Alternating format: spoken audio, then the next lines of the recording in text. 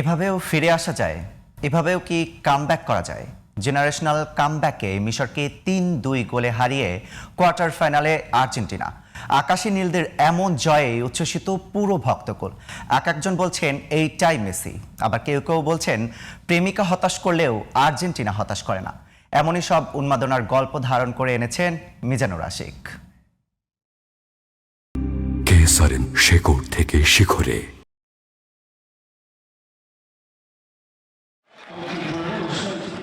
এমন চিত্র দেখলে কে বলবে 10 মিনিট আগে এই সমর্থকগুলোই একেবারে চুপ ছিল, ডুবে ছিল হতাশায়।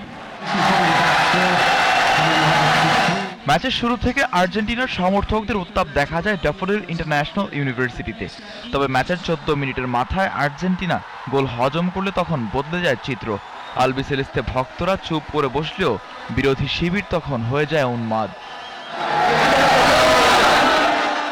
আর্জেন্টিনার দ্বিতীয় গোল হজমের পর ভক্ত শিবিরে যেন নেমে আসে কালো মেঘ। এই আর্জেন্টিনাকে তো কেউ চিনে না, তাহলে কি মিশরের কাছে হেরে বিদায় নিতে হবে আকাশী নীলদের?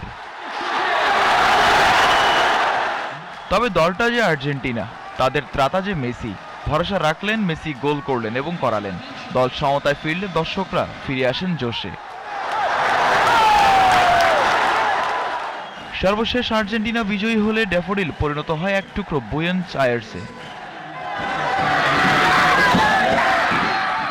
মেসি ছাড়া আর্জেন্টিনা কিছু না, কিন্তু আজকে ক্রিস্টিয়ান রোমেরো এবং লাউতারো মার্টিনেজ দেখিয়ে দিয়েছে মেসি ছাড়াও আর্জেন্টিনা টিম একটা বিশ্ব চ্যাম্পিয়ন। তারা প্রথম দিকে আমাদেরকে হতাশ করলেও তারা পরবর্তীতে যেই কামব্যাকটা আমাদেরকে দিয়েছে, বিশ্বে আমরা এরকম ফুটবল ইতিহাসে এরকম কামব্যাক মনে হয় না আর দেখেছি।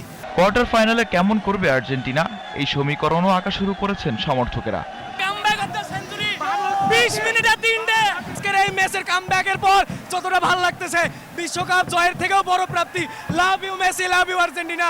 12 জুলাই সকাল 7টায় সুইজারল্যান্ডের বিপক্ষে মাঠে নামবে মেসি বাহিনী।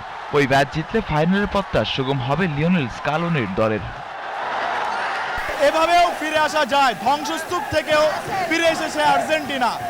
মিশরের এগেইনস্টে 2-0 গোলে পিছিয়ে থেকেও 3-2 গোলের জয় নিয়ে মাঠ ছেড়েছে লিও মেসি বাহিনী। রাউন্ড অফ 16 শেষে পৌঁছে গেছে কোয়ার্টার ফাইনালে।